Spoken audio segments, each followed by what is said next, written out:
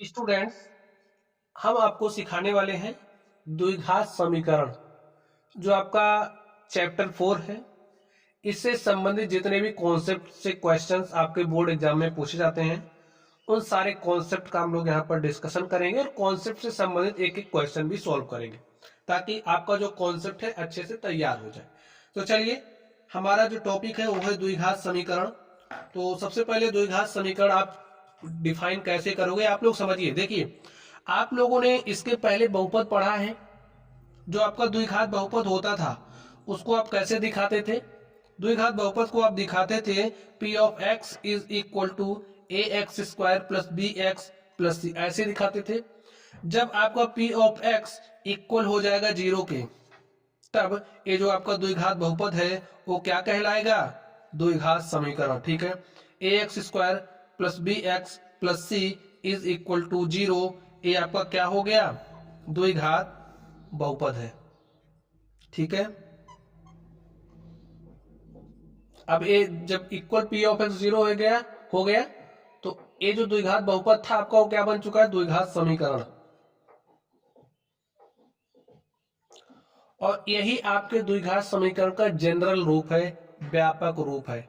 अब स्टूडेंट्स, द्विघात समीकरण ये जो आपका टॉपिक है, ये जो समीकरण है, इससे संबंधित आपके एग्जाम में क्वेश्चन किस तरीके से पूछे जाते हैं। देखिए, अब ये जो द्विघात समीकरण है, जब आप इसको सॉल्व करोगे, x का मान निकालोगे, तो द्विघात समीकरण, तो इसमें आपको दो मूल मिलेंगे। जैसे आप लोग थोड़ा सा ध्यान करिए, पिछली क्लासेस से आपने बहुपद पढ़ा था, तो बहुपद में आप लोग क्या निकालते थे? शून्यक निकालते थे।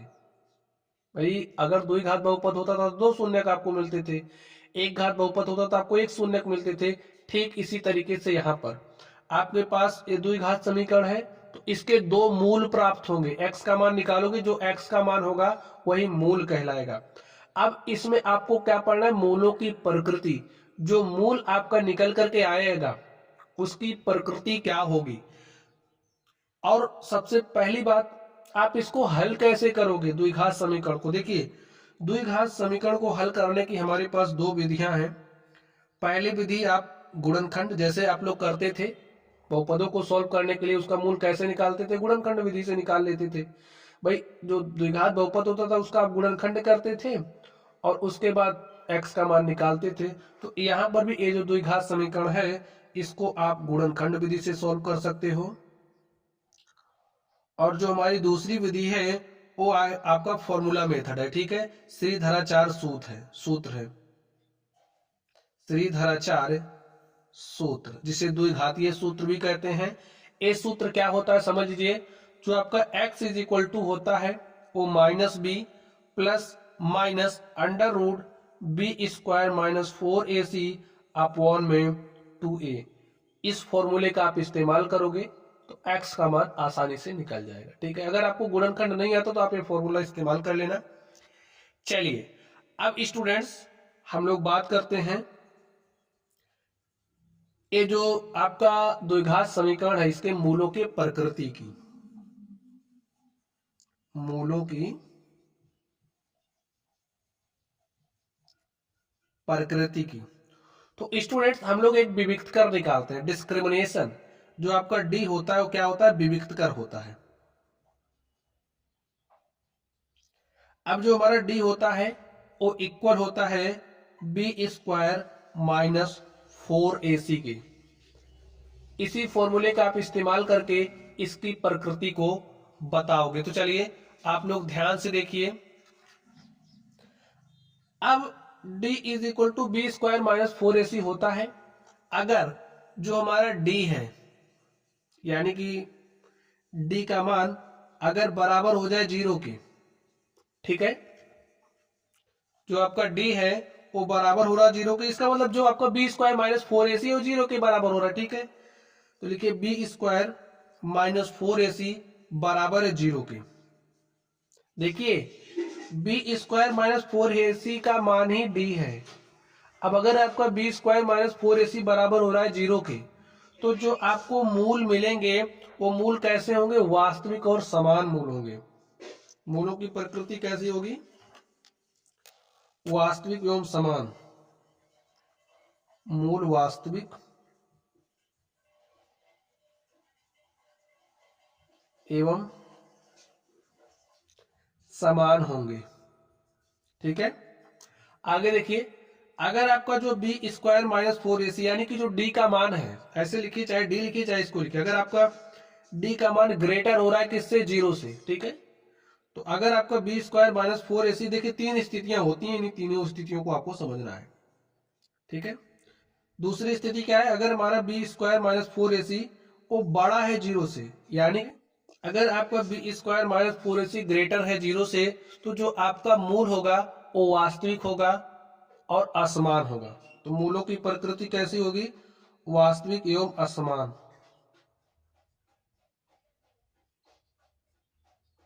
यानी कि मूल तो आपके वास्तविक होंगे, लेकिन जैसे जो x का मान होगा अलग अलग होगा, इसमें क्या होगा, x के मान दोनों समान होंगे, बस मूल वास्तविक एवं असमान होंगे।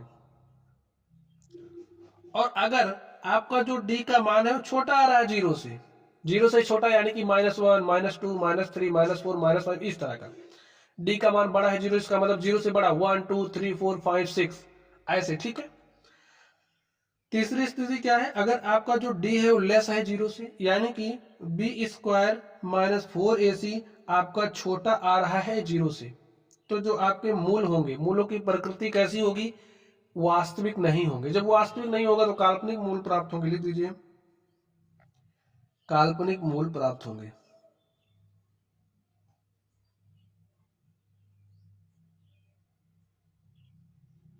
ठीक है, अब आप लोगों ने मूलों की प्रकृति को निकालना सीख लिया है, तो चलिए इस पर बेस्ड हम लोग एक दो क्वेश्चन को सॉल्व कर लेते हैं।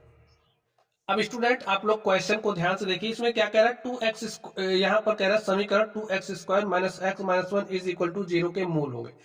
अब आपको कोई द्विघात समीकरण देगा और आपसे बोलेगा कि आपको इसके मूल निकालने हैं, तो चलिए मूल कैसे निकालोगे, निकाल करके हम आपको दिखाते हैं। देखिए आपका जो समीकरण क्या दिया है, 2x square minus x minus 1 is equal to 0, ये आपका द्विघात समीकरण है। अब इसका जो मूल है आप गुणनखंड विधि से निकालिए, गुणनखंड करना आपको आता होगा, अगर नहीं आता तो ये जो वीडियो आप देख रहे हो इसके डिस्क्रिप्शन बॉक्स में आपको एक लिंक मिलेगा, वहां से आप लोग गुणनखंड सीख लेना। ठीक है, चलिए आप ध्यान से देखिए गुणनखंड कैसे करेंगे। ए अचर पद, देखिए इसकी सबसे पहले आप तुलना कर लो। हमने व्यापक समीकरण बताया था ना, ax square plus B X plus C, तो ये जो सी है वो क्या है, -1 है, तुलना करना तो आपको आता ही होगा। x का गुणांक b है तो यहाँ पर x का गुणांक -1 है, यहाँ पर x स्क्वायर का गुणांक 2 है। a अचर पद होता है, b x का गुणांक होता है, a हमारा x स्क्वायर का गुणांक होता है, बात समझ गए। चलिए तो गुणनखंड कैसे करोगे, ये जो आपका अचर पद है, अचर पद क्या है, -1, अचर पद का गुणा आप करोगे एक्स स्क्वायर के गुणांक से, तो एक्स स्क्वायर का गुणांक क्या है, 2 है, तो आपके पास क्या आ गया, -2। अब ये जो -2 आपके पास आया है, इस -2 का आपको गुणनखंड करना है। कुछ इस तरीके से करो ताकि जोड़ने या घटाने पर आपको -1 मिले। अब आप लोग सोचिए कैसे करोगे, -2 का गुणनखंड करना, आप ऐसा कर सकते हो -2 गुणे 1, या फिर आप ऐसा कर सकते हो -1 गुणे में 2। अब आप किसको लोगे, देखिए एक कौन बताएगा, x का गुणांक, x का गुणांक है -1, तो यहां पर देखिए -2 और +1 करिए तो कितना आ रहा है, -2 + 1 करोगे तो -1 आ रहा है, यानी कि यहां पर आप 2x से मल्टीप्लाई कर दो, क्योंकि यहां पर चर में आपका x है, तो -2x plus x is equal to, यहां से आपको क्या मिलेगा, -x, देख लीजिए -2x प्लस x करोगे -x। अब ये जो आपका -x है, इस -x के स्थान पर आप -2x प्लस x को लिख दीजिए। चलिए लिखिए, इतना लिखिए पहले, 2x स्क्वायर, ये जो -x के उसके स्थान पर क्या लिखोगे, -2x प्लस में x, और देखिए उसके बाद क्या है, -1 इज इक्वल टू 0। अब आप इसको सॉल्व कर लीजिए, यहाँ पर 2x है, यहाँ पर भी 2x है, तो 2x हमारा कॉमन हो गया, तो यहाँ पर बचा क्या, x, 2x निकल गया, बचा क्या, -1, और यहाँ पर प्लस लिखिए, 1 कॉमन करिए, x - 1 इज इक्वल टू 0। देखिए x - 1 यहाँ पर, x - 1 यहाँ पर, हमने x - 1 कॉमन किया तो बचा क्या, यहाँ पर 2x + 1 इज इक्वल टू 0। अब देखिए यदि हमारा x माइनस वन बराबर है 0 के, तो x बराबर क्या हो जाएगा, -1 इधर आएगा तो +1। और यदि हमारा 2x प्लस 1 बराबर है 0 के, तो आपको क्या मिलेगा, 2x इज इक्वल टू +1 इधर आएगा तो -1, x इज इक्वल टू क्या हो जाएगा, -1 अपॉन में 2। देखिए हमारे जो मूल हैं वो हमारे पास आ गए हैं 1 और -1/2। जहां पर 1 और -1/2 दिख रहा है वही ऑप्शन हमारा करेक्ट होगा। देखिए 1 -1/2 यही हमारा ऑप्शन क्या है, करेक्ट है। तो ऐसे ही आप लोगों को बहुविकल्पीय प्रश्न देंगे और आपसे मूलों को निकालने के लिए कहेगा। अगर आप लोगों ने सीखा है तो कर ले जाओगे, नहीं सीखा है तो एक नंबर चला जाएगा। चलिए आगे ध्यान से देखिए अगला प्रश्न, 3x² माइनस एक्स क्या दिया है, 3x² minus 6x plus 4 is equal to 0। अभी अभी हमने आपको विविक्तर जो है उसको निकालने का फॉर्मूला सिखाया था। अब इसमें आपसे पूछ रहा है कि इसका जो विविक्तर है वो क्या है, बताइए क्या होगा। हमने फॉर्मूला आपको सिखाया था, जो हमारा डी है वो इक्वल होता है बी माइनस 4ac के। अब देखिए अब कैसे समझोगे इसमें बी कौन है, इसीलिए हमने आपको व्यापक समीकरण बताया था। क्या बताया था, ax² plus bx plus c। आप इस समीकरण की इससे तुलना करिए तो आपको क्या मिलेगा, b का मान देखिए, b का मान -6 मिल रहा है। इसको आप जनरल फॉर्म में कैसे लिखोगे, इसको भी समझिए। जैसे 3x² प्लस -6x ऐसा लिख सकते हो ना, प्लस 4 इज इक्वल टू 0। तो देखिए b का मान क्या मिलेगा आपको, -6। तो यहाँ पर -6 का आपको स्क्वायर लिखना है। -4 गुणे में a क्या है, x² का गुणांक है, तो x² का गुणांक क्या है, 3 है, तो यहाँ पर 3 लिखिए, इंटू में c, और c का मान 4 है, गुणे में 4 है तो 4 लिख दीजिए। सॉल्व करिए, -6 का स्क्वायर करोगे 36, देखिए 4 तिया 12 चौके 48, प्लस 36 माइनस 48 आपको क्या देगा, -12। तो जहां पर आपको -12 दिख रहा है वही ऑप्शन आपका क्या हो जाएगा, करेक्ट। अब देखिए डी का मान क्या आया है आपके पास, यहां पर देखिए जो डी का मान है वो क्या है, छोटा है, किससे, 0 से, भाई -12 है। तो यहां से आपको पता चलेगा कि इसके अगर आप मूल निकालोगे तो जो मूलों की प्रकृति होगी वो वास्तविक नहीं होगी। बात समझ गए। चलिए अब हम लोग चलते हैं अपने कॉन्सेप्ट पर। अब आप लोगों ने कहां तक सीखा था, हमने आपको सिखाया कि अगर आपके पास कोई द्विघात समीकरण है तो उसका विविधकर निकालना आपने सीखा, और विविधकर के माध्यम से उसके मूलों की प्रकृति क्या होगी उसको भी आप लोगों ने सीख लिया है। अब अगला ध्यान से देखिए, आपके पास द्विघात समीकरण है, ठीक, और ये जो द्विघात समीकरण है आपने इसको सॉल्व किया, इसके जो मूल मिले आपको, क्या, इसके जो मूल हैं वो आपको अल्फा और बीटा मिले। भाई दो मूल मिलेंगे, एक को हमने अल्फा मान लिया, दूसरे को बीटा मान लिया। अब आपको मूलों का, ये जो मूल आपको मिले हैं, इन मूलों की मदद से आप लोग चाहते हो कि द्विघात समीकरण को प्राप्त करना। जैसे अगर आपको कोई द्विघात समीकरण दिया है, कोई द्विघात समीकरण के मूल दिए गए हैं, तो उन मूलों की मदद से आप लोग द्विघात समीकरण प्राप्त कर सकते हो। तो उसके लिए फॉर्मूला क्या होगा, चलिए द्विघात समीकरण प्राप्त करने का फॉर्मूला लिख लीजिए।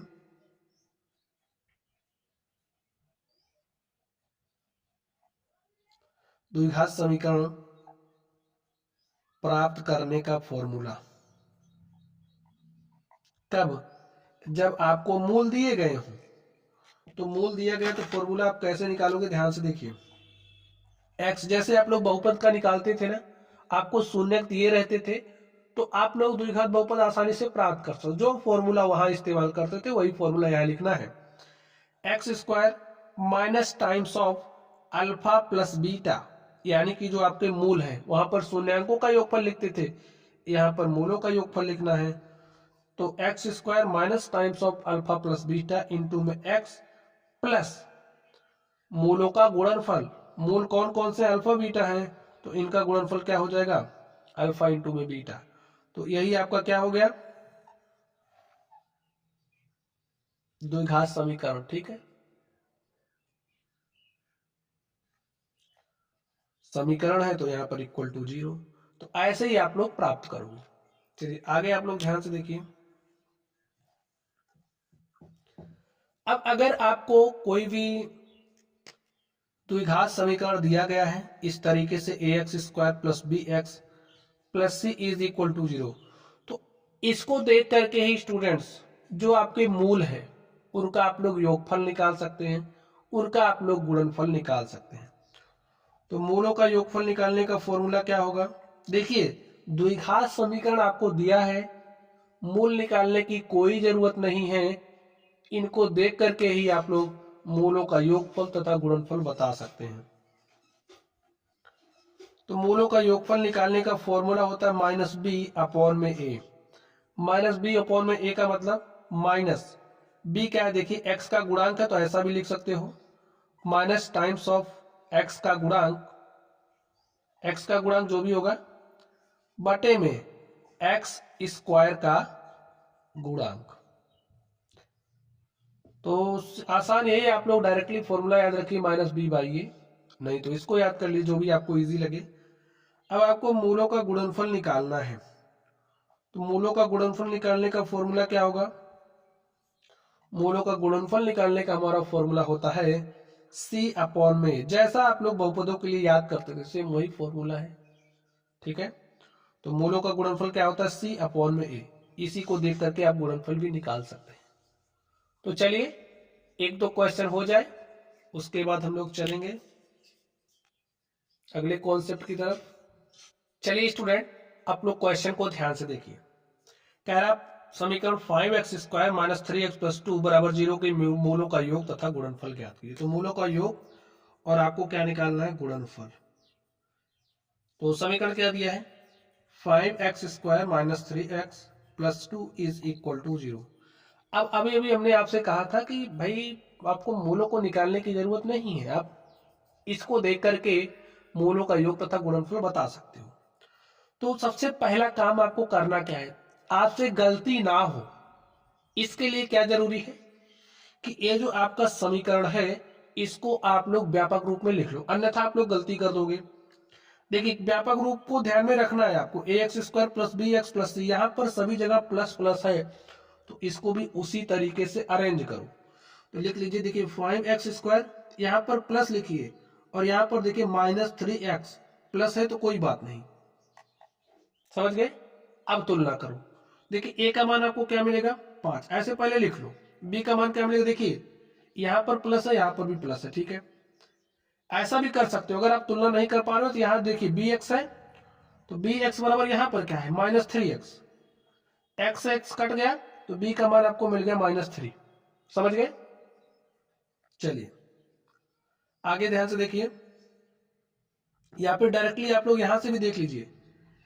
यहां पर आपको चिन्ह के साथ लेना, अगर आपने समीकरण को जनरल रूप में नहीं लिखा तो कोई बात नहीं, लेकिन जो चिन्ह होगा उस चिन्ह के साथ लेना है, चाहे प्लस हो चाहे माइनस। ऐसे यहां पर देखिए बी एक्स बराबर क्या है? माइनस 3x, एक्स एक्स काटा तो b का मान क्या मिला? माइनस 3, समझ गए। चलिए अब यहां पर देखिए b का मान आपको क्या मिला? माइनस 3, और c का मान क्या मिला आपको? 2। यहां पर भी माइनस हो सकता है, अभी क्वेश्चन देखोगे माइनस मिलेगा, तो आप अगर तुलना नहीं कर पा रहे हो तो चिन्ह के साथ रखो, ठीक है। चिन्ह के साथ रखोगे तो सी का मान मिलेगा, यहां पर प्लस है तो प्लस 2 मिलेगा। अब आप लोग ध्यान से देखिए, फॉर्मूला अप्लाई कर दीजिए, मूलों का योग, मूलों का योग क्या होगा? माइनस बी बाई ए, ये आपका फॉर्मूला है माइनस बी बाई ए, ठीक है। तो माइनस तो फॉर्मूले में लिखिए, यहां पर भी माइनस है तो इसको भी लिखिए, ए का मान 5 है तो माइनस माइनस का गुणा प्लस और बटे में 5, यही आपका मूलों का योग हो गया। चलिए अब आपको मूलों का गुणनफल निकालना है।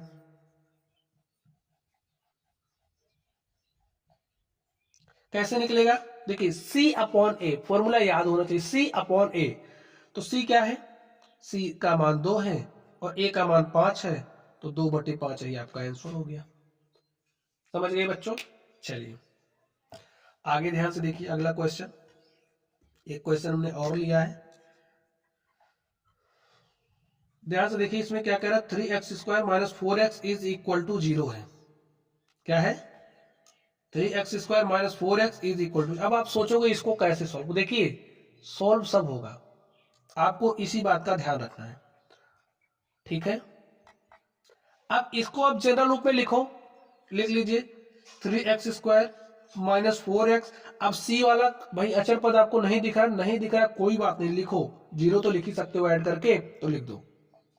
ऐसा भी आपको क्वेश्चन मिल सकता था, आपको 3x² देता, यहां पर क्या कर देता 0, यानी कि आप लोगों को डायरेक्टली कुछ ऐसा दे देता, तो क्या x के गुणांक को आप खाली छोड़ देते, नहीं, आप इसको ऐसा तो लिख सकते थे ना, 0 गुणे में x प्लस 3, तो x का गुणांक क्या हो जाएगा 0, तो भयभीत नहीं होना है। चलिए निकाल लीजिए, तो तुलना करिए, देखिए a के स्थान पर यहां पर क्या है 3, तो a बराबर 3, b के स्थान पर -4, ठीक है, और c के स्थान पर 0। अब मूलों का योग निकाल लीजिए, मूलों का योग फॉर्मूला -b/a, तो -b के स्थान पर क्या है -4 है, अपॉन में a के स्थान पर 3 है, माइनस माइनस हो जाएगा प्लस 4/3। देखिए, और मूलों का गुणनफल आपको निकालना है,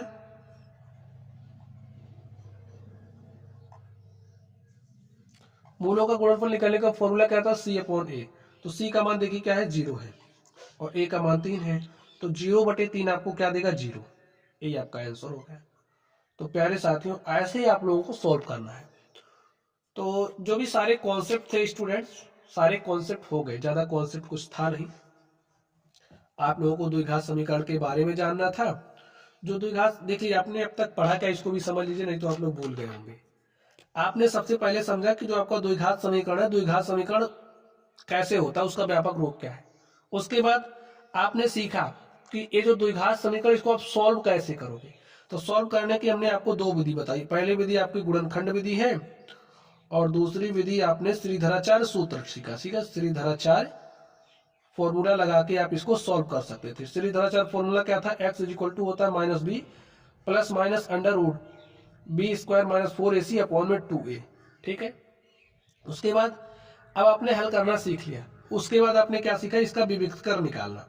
विविक्तकर निकालने का हमने आपको फॉर्मूला सिखाया, d equal to b² minus 4ac। अब d के पास तीन स्थितियां होगी, एक तो होगा d का मान बराबर होगा 0 के, दूसरी स्थिति होगी d का मान बड़ा होगा 0 से, और तीसरी स्थिति होगी d का मान छोटा होगा 0 से। तो इन तीनों स्थितियों में हमने आपको बताया कि इसमें आपके जो मूल होंगे वो वास्तविक और समान होंगे, इसमें जो आपके मूल होंगे वो वास्तविक होंगे लेकिन असमान होंगे, इसमें जो आपके मूल होंगे वो वास्तविक नहीं होंगे, ठीक है, समझ गए। उसके बाद हमने आपको सिखाया, क्या सिखाया, जो आपके मूल हैं, भाई आपने समीकरण को देखा, समीकरण को देखते ही आप लोग मूलों का योगफल तथा मूलों का गुणनफल निकालना सीख लिया, और उसके बाद अगर आपको मूल पता है तो आपने द्विघात समीकरण कैसे बनेगा उसको भी निकालना सीखा। अगर मूल आपके अल्फा बीटा है तो द्विघात समीकरण बनाने का फॉर्मूला होता है x² minus times of alpha plus beta into में x, और प्लस में मूलों का गुणनफल alpha beta is equal to 0। तो आपने द्विघात समीकरण बनाना भी सीखा। तो प्यारे साथियों, इसी के साथ ये जो हमारी क्लास है, इस क्लास को हम समाप्त करते हैं। इससे संबंधित सभी महत्वपूर्ण प्रश्नों का जो संग्रह है, वही प्रश्न जो आपके बोर्ड एग्जाम में पूछे गए हैं, बार बार पूछे जाते हैं, का जो सॉल्यूशन है वीडियो के डिस्क्रिप्शन बॉक्स में आपको मिलेगा। आप लोग चाहते हो परीक्षा में बेहतर से बेहतर प्रदर्शन करना, तो उस क्लास को जरूर देखना। तो चलिए आप लोग पढ़ते रहिए। Thank you.